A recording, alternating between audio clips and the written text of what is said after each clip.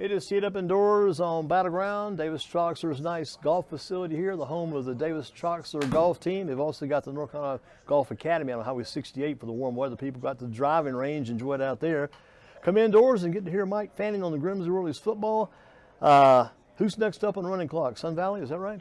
Sun Valley High School from Monroe, yep, comes next on the running clock. Well, they might have something to say about that, but yeah, they travel to Jameson this Friday night. What do you think coming in? They are the Spartans, by the way, right? They are the Spartans. And the team Dudley's playing, Central Davis, also the Spartans. Kind of interesting. You know, like North Mecklenburg last week, that the Grimsley Whirlies were able to put away 54-0. Sun Valley comes in with a ton of experience playing against good football. They've played 6 games this season. 6 out of their 10 were against teams that made the playoffs. Exactly. That were ranked in the playoffs. So they understand good football. They played against Weddington. They've played some very good football teams this year. They know what good looks like. Let me just put it to you that way. So I don't think there's any intimidation factor going against the Whirlies. And as much as these teams can try to simulate the Whirlies in practice, it's always a challenge. No matter who you've played during the regular season. They might be a bit streaky too. I saw they won their first 7 games, 7 straight to begin the season. Then had a stretch with all 3 in a row. One of those to Weddington, by the way. So it's kind of interesting with this Sun Valley Spartans team. What do you see as some of their strengths as far as they hit the field? What do they look like? Yeah, they have an experienced quarterback, a gentleman by the name of Brady Turriff. He is a senior, 6'2", very comfortable with the football in his hands. You went ahead and watched some film on him. He's smart quarterback. Sun Valley's not a program that shares their stats with anybody. You got to do a lot of digging. Really, Central Davis had no stats on Central Davis at all. Plus the newspaper that you subscribe to get their information. Yeah. Times Dispatch, you got to pay for the subscription there. Yeah, a lot of times we go on to Max Preps and we can, schools will go ahead and enter stats. Doesn't always necessarily mean they're right, but they'll enter rosters as well. It has something though to go by. Yeah, it is. So Sun Valley's one of those schools that they're not going to share anything. So what what I could pick up during the week as I, prepare for this game you do is the Huddle film watching some too, right? Yeah, watch them on Huddle film, and then there's a lot of great YouTube channels that go ahead and talk about a game recap.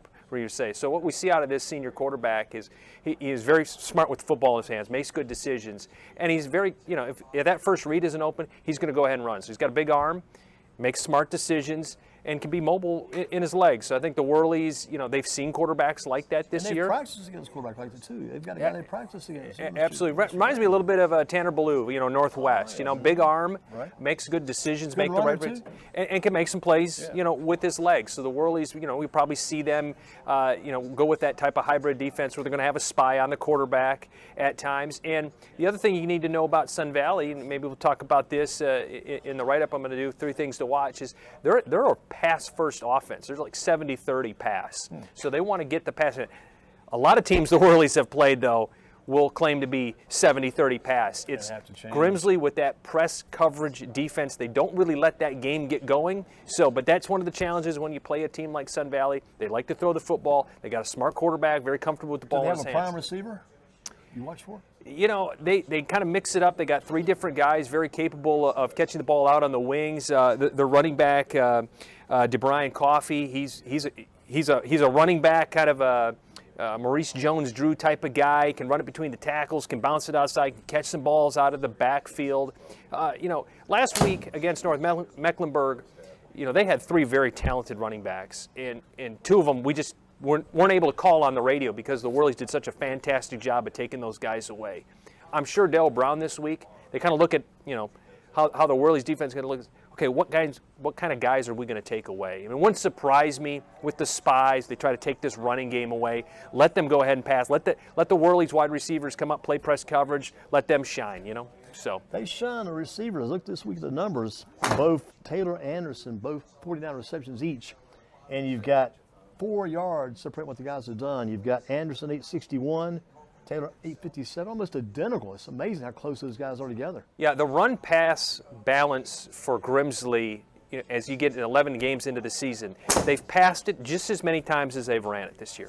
And the offense, you can split it right down the middle. It's 50-50 run-pass. So, you're going to game plan against the Whirlies. Well, you got 2 great possession receivers in Taylor in Anderson. You got a great tailback in Mitchell Summers. You got a quarterback who we saw in the first game of the playoffs, very capable of making plays with his legs. You know, they can take it inside, they can take it outside, their run, their pass, whatever looks the defense can show, they can call something in the huddle and make it work. They're so well balanced on offense right now. Those four players produce and contribute so much. You just look at those four guys, Taylor, Anderson, Brandon, and Summers. Between those four, I mean, those are just numbers that are off the charts. You know, we love the video games. We love looking at the numbers, especially what they've done on the offensive side with Brandon throwing for over 2,000 yards, over 20 touchdowns. But really, it's the defense that has shown up week in and week out. We don't give them enough credit. Six shutouts this year for the Whirlies. You know, I was looking at their point differential coming in, and this is a problem. This is going to be a problem for Sun Valley. I mentioned they played Sun Valley. The Spartans played 6 playoff teams this year. Against those teams they played in the regular season that went on and made the playoffs, they only averaged 12 points against. Yeah, so what did it be like 39-3 in that neighborhood? You know, you're asking your offense that against playoff caliber football has only scored 12 a game against the Whirlies offense that's averaging over 50 points a game. Defensively, they're only giving up 6 a game. It's just incredible offense, defense with all the shutouts, what they're doing on both sides of the football. It's a tough chance. It's a tough task to ask the Spartans from Monroe to come into Jameson and say, hey, look, your offense has only been averaging 12 points a game. You're going to have to go out and score these Whirlies. The defense for Grimsley, they're primed up. They know, hey, all we got to do is hold them to a couple scores. Our offense has got our back. Did you see that playoff intensity last week? Was the intensity out there, the playoff style? I love the business-like attitude. Yeah. You know, we've been down on the field, Andy. I know you've been down there quite a bit. A lot of joking around, guys smiling, everybody excited for the Page game, for instance. Guys with a lot of energy, but I just noticed the focus last week. A little bit quieter, more subdued. The focus is there. You know, it's time to get to work. You know, Darryl Brown preaches that every week when we talk to him. It's time to get to work. This could be your last game. Treat it as such. It was very businesslike. It was very professional. It was a great attitude to have. And boy, they came right out of the gates and took it right to them. What was the Grimsley crowd that Jameson liked last week? What was the crowd like? It was a little slow arriving because Friday was a day off from school last week. You know, everybody a little hungover from, all the trick-or-treating that we're doing, 2 days off. Now, tomorrow being Veterans Day, and again, thank you to all our veterans that serve. That means a lot to Grimsley Football. As you know, they do their game of honor. But, with the paratroopers and, of course, what the field house at the Whirlies mean, honoring all the World War II veterans. But, again, the students are out, so it could be kind of that slow arriving crowd as well. But, all the players I talk to, they know the mission regardless of the turnout. They're playing for each other, not necessarily the fans in the stands. They're on a mission. What about this? What are some things that may concern or worry you going into the game tomorrow? You may not have many, but what are a few you might be worried about looking at the game as it matches up with Sun Valley Whirlies and the Spartans? Having watched Grimsley's offense and defense play all year, I feel like those two position groups are very solid. They've gone against, for instance, on the Whirly side, they've gone against different offenses. The defense can play different styles depending on what the offense can do. The Whirly offense, 50 points a game. They can throw it deep. They can throw it short. They can run it to the outside. They can run it to the inside. So the only thing I worry about for the Whirlies is those intangibles. It's high school football. Injuries, turnovers. I mean, I know that's been a point of emphasis all season long for Darryl Brown. Don't worry about the opponent. You're playing against yourself. Grimsley's got that much talent on the field. Execute. Control what you can control. So if I'm worried about one thing, it's they let the emotions and they let those intangibles and they don't control the things that they can control stand in their way of a victory.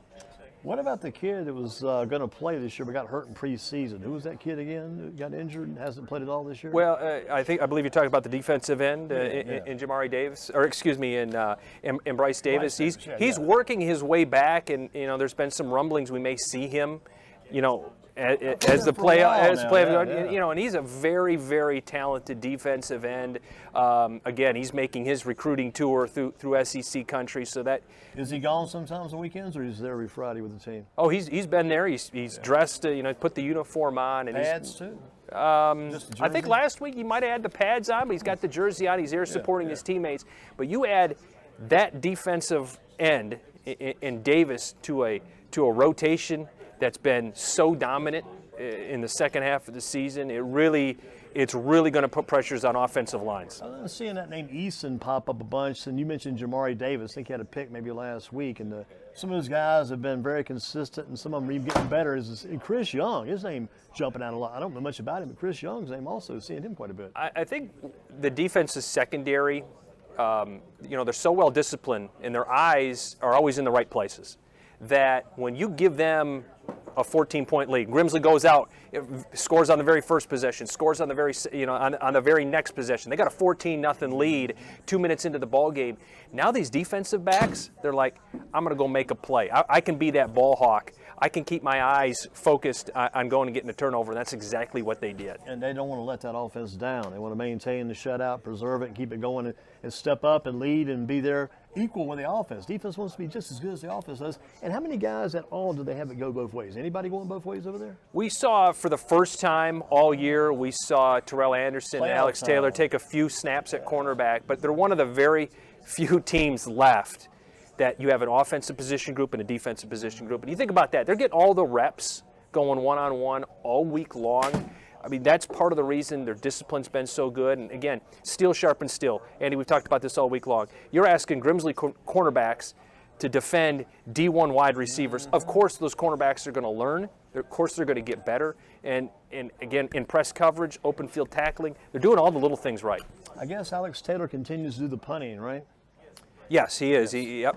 Yeah, they just don't punt that much. He doesn't have to. Yeah. I mean, they just don't punch. A punt well-rested leg then for the playoffs. Yeah, and their 2-minute offense has been fantastic. So you get back to concerns or worries. It's letting a few of those things that you can control, lapse. When you talk about penalties, turnovers, maybe a player, fighting, things like that, where you lose a player to an ejection. So if they, I truly believe, listening to the interviews with Dale Brown, watching this team live, if they're playing against themselves, and they go out and they execute, it really doesn't matter who the opponent is right now. And like we talked about, as the playoffs go deeper and deeper and get deeper and deeper into it, you may see more of Taylor, more of Anderson, maybe even somebody else come out and play some defense, because you got to have the best players on the field in those key situations come playoff time to keep going, because the Albright kid stepped up a bunch on defense a couple of years back when they won the title. He jumped in and made some very good, Lawson Albright made some very good defense plays. It's all about going 1-0. Yeah. And I know Grimsley isn't looking past Sun Valley this week, because I talked to Dale Brown, and they're very focused on, the defense keying in on what Sun Valley does well, and the offense keying in on what Sun Valley doesn't do well to score points. But as you look ahead, that won't be the story. I mean, there's some very good football teams left, for instance, Weddington, where, you're going to have to get a little bit more creative on offense and defense to slow these teams down. But Weddington, Huff, there's some guys looming down the road. And I expect Sun Valley, they know the competition. They've played against some very, very good football teams all year long. They're not going to be intimidated. They're not going to back down to this challenge. They're not going to be like, oh my gosh, Grimsley's so fast or so physical. They know that. Game playing like that and thinking like that at all. They know that. They know this is the second quarterback for them probably impresses you the most, the Sun Valley quarterback. He does. He's smart, and Grimsley's been. They haven't been given a lot of opportunities to generate turnovers, but Grimsley's defense has gotten those turnovers.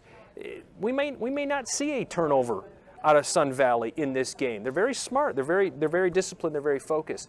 But if you're going to ask their offense to try to keep up with what the Whirlies are doing, and again, I talk about they're negative 61 on the season in point differential. They've given up way more points than they've been able to score. So they're better. They better find a way to try to move this football on the Whirlies. We see and talk about Sun Valley as we see them coming to Grimsley. Where are they coming from? Where are these guys at?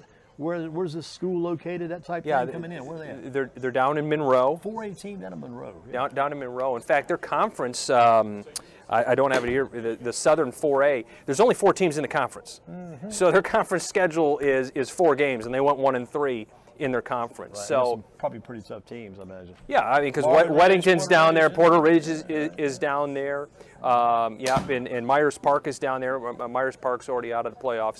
So look at this as we close that out, going that direction. They lost, I guess, Weddington. Weddington's number 1 in the West 4A, 9-2. Okay, number 2 team, as we talk, 11-0. Moores 11-0. Grimsley number 4, 11-0. How does we talk about the strength of schedule, talk about different things? Weddington at 9-2, does that not resonate with some of the Grimsley Whirly players? You can't tell them, you can't say, guys, the coaches don't push us, but the players, they think about it. And I think the coaches, they think about that stuff too, don't they? Yeah, I do. I think it gives a little bit extra motivation for how the playoff seeding works, especially when you're going to ask Grimsley, if they keep winning and the top seeds keep winning, you're going to ask Grimsley to go on the road and play a game that they rightfully so feel like, should be hosting. So I think that definitely provides some motivation to these players. And the playoffs aren't done. Grimsley needs to go 1-0. But it's the same case for these other teams as well. We saw upsets last week. I think you can continue to see them as these playoffs unfold. It's not dead set that you're going to see Grimsley play a number one, for instance. I think there's still a lot of football to be played, and it starts with taking care of business in Jameson this Friday night. And you've got an upcoming article before the game. I know you after the game, the 4 takeaways, and plus the write-up of the entire game. Are you doing a preview too? Yeah, I'm going to be sending out tomorrow. Make sure you go to greensborosports.com. 3 things to watch, kind of get you up to speed on Sun Valley, and then kind of be talking about some of the things that we were talking about here, kind of coming from what I learned talking to Whirlies players and watching film, and just give you a little primer for the game if you're going to come out to Jameson and Joe Frank Field. Thank you much, Mike. Always a good job. Looking forward to that preview and the takeaways and the write-up of the game. And most importantly, keep winning. Yeah, that's what you do this time of year. Survive and advance.